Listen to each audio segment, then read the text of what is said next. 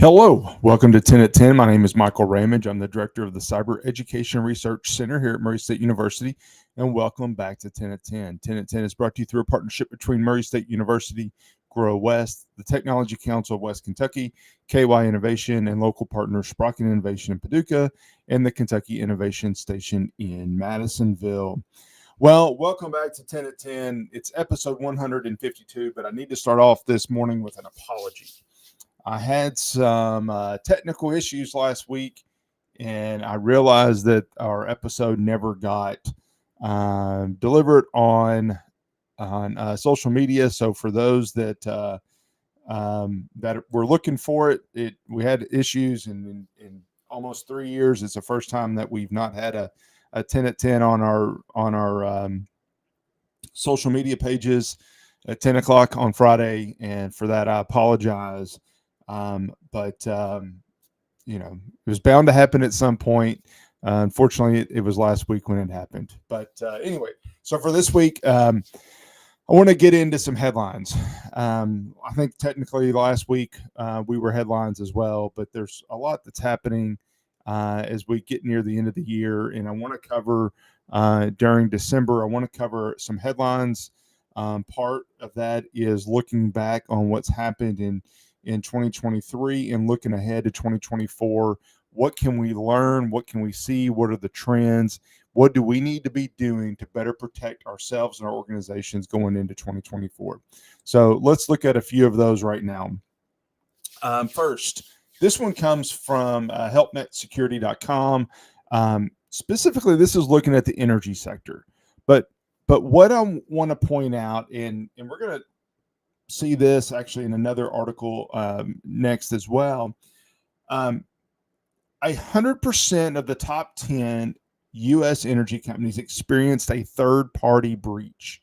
So what does that mean? That means a provider that they rely on, a third-party vendor, all top 10 energy top 10 U.S. energy companies had a third-party vendor that experienced a breach. That's a lot, clearly. 92% of the energy companies evaluated have been exposed to a fourth-party breach, which is a vendor of a vendor. In the last 90 days, researchers identified 264 breach incidents related to third-party compromises. The point is, we all rely on third-party vendors. Our security for our organization is only as good as ourselves and the vendors we rely on. So those third-party vendors are really important. So we can't discount what's going on with them. Related to that, this comes from The Record.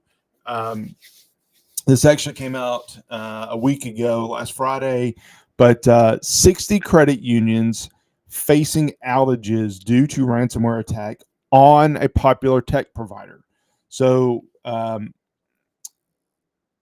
the National Credit Union Administration received incident reports indicating that several credit unions were sent a message from ongoing operations saying the company was hit with ransomware attack on November 26th.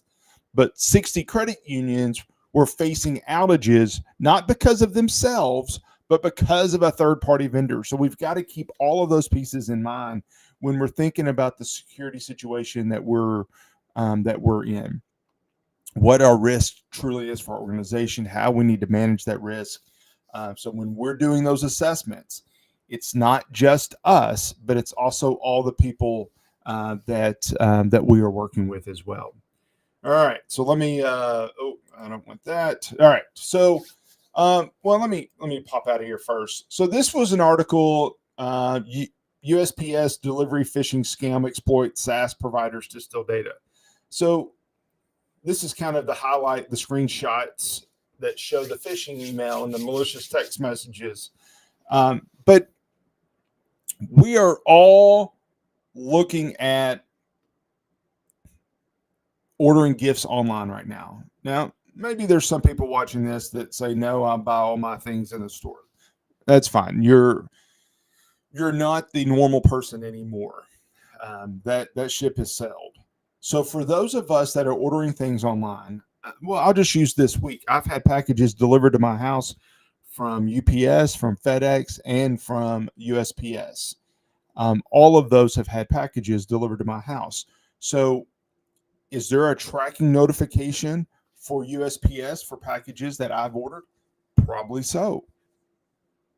So it is possible for me to receive one of these text messages that my package cannot be delivered. Matter of fact, I had a package that I thought should have already been delivered and it hadn't. So I was afraid something was wrong. So if I got this message already thinking that something could be wrong, it could convince me to click in and click this link.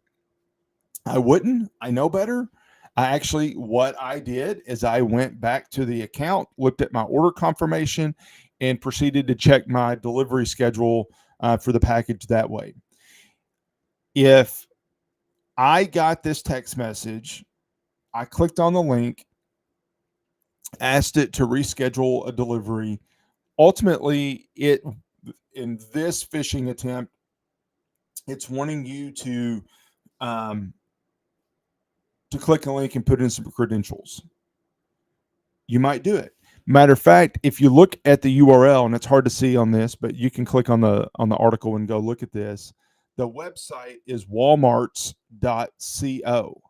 It's not walmart.com, it's walmarts.co. But if you looked at that really fast, you might think it's a Walmart website and you might trust it and you might be willing to put in your Walmart credentials. But it's a scam and it's trying to steal your credentials. So you have to be really careful about how you do this. Those types of scams, those types of phishing attempts aren't going away. They're only going to increase. And right now, we're all hypersensitive to packages being delivered. So this type of scam has a higher likelihood of success right now than it would any other time of the year. All right, shift gears a little bit. Let's talk about ChatGPT.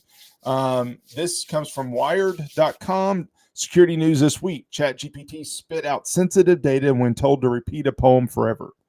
So most of us likely use ChatGPT in some form or fashion nowadays. But here's the catch. We're asking ChatGPT to do something.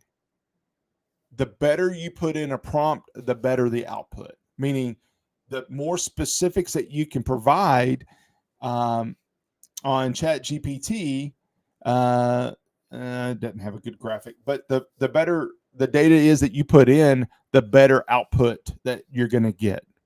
But the catch with that is you may be putting sensitive data in there. What happens to that data? If you're trying to develop a new product, for example, and you put in specs or details about that product into ChatGPT, well, you've just told somebody else, and perhaps they take that and they can come and do something with that. It's no longer a secret because you've told somebody. You have to be really, really careful about that. There are plenty of organizations that block ChatGPT at their workplace. And the reason is not because of plagiarism or copyright, which is something that higher ed is certainly worried about. The reason is that you may inadvertently give sensitive information to ChatGPT by asking it to help you do something. For example, maybe your company's looking at adding a module to do XYZ, and you ask ChatGPT to write the programming language or programming code to do that. Well, you've just told ChatGPT your plans. You got to be careful about that. Last thing, and I just want to point this out. I'm not going to spend a lot of time on this because this gets really legalese, and that's not me. But 23andMe, which has some strong privacy issues to begin with, but they had a data breach. Data for 6.9 million users was stolen. There was a class action lawsuit that is in the process of likely being formed. And there is thought that the terms of use allowed users to actually form a class to sue 23andMe. So 23andMe is reacting to that by saying, we're changing our terms of use. You have 30 days to opt out of the new terms of use. If you don't opt out, then we assume you opt in. And the new language basically says you don't have the ability to form a class. So it's taking that class action lawsuit ability out of the equation. This is a really complicated thing. This is not unusual. A lot of these terms of use that we don't read require us to agree to things like this. So there's a big issue there that is not just for 23andMe, but they're the latest one to have that issue. All right. Anyway, I could go into more in detail on that, and maybe I will in another episode. There's a lot of details to unwrap with that component.